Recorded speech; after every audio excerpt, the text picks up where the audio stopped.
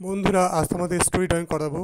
এটা হচ্ছে কচ্ছপ এবং খরগোশের গল্প অনুসারে এই ছবিটা আমি আঁকা পাঠাচ্ছি তোমাদেরকে। আগের দিনে আমি তোমাদের পার্ট 1 পাঠিয়েছিলাম, আর এবার পাঠাচ্ছি পার্ট 2 পাঠাচ্ছি। গল্পটা এরকম হয়েছে, দেখো যে এক বনে এক খরগোশ এবং কচ্ছপ বাস করতো। তারা দুই বন্ধু, এবং দুই বন্ধু খুব মিল ছিল, মাঝে তারা ঝগড়াঝাটিও করতো, আবার মিলও ছিল। তো একদিন সকালবেলা কচ্ছপটি হাঁটতে বেরিয়েছে, আর তাই দেখে আর কি খরগোশটা খুব হাসছে। ইস, তোমার হাঁটাটা কি আস্তে আস্তে হাঁটতে এত স্লো তুমি, মানে ঠিক যেন শামুকের চেয়েও তুমি স্লো, এরকম বলছে আর কি। তা কচ্ছপ বলছে কি, বাহ, এত হাসার কি হয়েছে? হ্যাঁ, ঠিক আছে, একদিন একদিন দৌড় প্রতিযোগিতা করো, দেখি কে জেতে। ও খুব আত্মবিশ্বাস নিয়ে বলেছে কচ্ছপটা।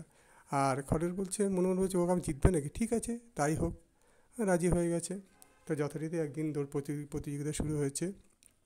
তা এবং দৌড়তে এবার খরগোশ দেখছে কি, যে কী রোদ হচ্ছে, রোদে আর ভালো লাগছে না, এত রোদ, না আমি একটা গাছতলায় গিয়ে বিশ্রাম করি। একটা গাছতলায় গিয়ে ওকে গাছতলায় গিয়ে বিশ্রাম করি, ও তো আমার সঙ্গে দৌড় পারবে না, আর দৌড়ে ওর সঙ্গে ও আমার সঙ্গে পেরে উঠবে না, একটু বিশ্রামটা করিনি, তারপরে পরে আমি দৌড় দেবো। তারপরে কী করেছে, গাছতলায় গিয়ে বিশ্রাম করছে। এই বিশ্রাম করতে করতে গিয়ে এত ক্লান্ত হয়ে গেছিলো, তো একটু ঘুমিয়ে পড়েছে। বেশ ছাওয়া চায়, বেশ হাওয়া লাগছে, হালকা হালকা হাওয়া, বেশ সুন্দর, বেশ সেই হাওয়াতে ঘুম পেয়ে গেছে, ঘুমিয়ে পড়েছে। আর কচ্ছপ কী করেছে, ওই রোদ উপেক্ষা করে সে হাঁটা শুরু করেছে।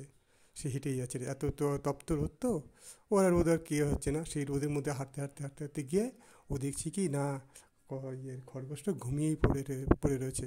ও একটু দেখে সেই নিজের মতোই যে হাঁটা শুরু করে দিয়েছে। হাঁটতে হাঁটতে সেই গিয়ে সেই বটগাছে, নদীর পাড়ে বটগাছের গোড়ায় গিয়ে সে গিয়ে ওখানে গিয়ে দাঁড়িয়ে বসে রয়েছে। আর এদিকে বিকেল রোদ রোদ চলে গিয়ে বিকাল হয়ে গেল, রোদের তেজও কমে গেছে। আর যদি বিকাল হয়েছে, তখন খরগোশ ঘুম ভেঙে গেছে।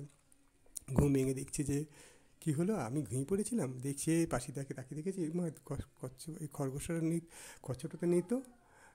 তখন দেখি কোথায় গেল, কি দেখে যে সেই বটগাছের তলায় সে বসে আছে। তখন বললো, কি দেখো, দেখেছো আমি কে জিতেছি, আমি জিতেছি, তাহলে দেখো, বুঝতে পারছো তো? সেই হচ্ছে গল্পটা। গল্প তোমাদের কোনো রকমে বললাম। হুম, গল্প সবাই তোমরা জানো যদিও, তবুও আমি চেষ্টা করেছি কিছুটা বলার আর কি। হ্যাঁ, এইভাবে গল্পটা ভাল লাগলে তোমরা সাবস্ক্রাইব করে দিও চ্যানেলটাকে, পাশে থেকো এবং নতুন নতুন আঁকা পেতে থাকো। হ্যাঁ, thank you for watching my video.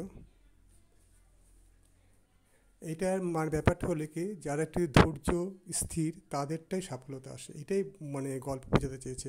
দেখো, তুমি যদি ধৈর্য না থাকো, তাহলে তুমি সফলতা পাবে না, না। এই গল্প এটাই হচ্ছে মূল ব্যাপার, হচ্ছে গিয়ে যারা ধীর স্থির, যাদের ধৈর্য আছে, তারাই সফলতা পায়, তাই না? এইটাই বোঝাতে চেয়েছে। Thank you.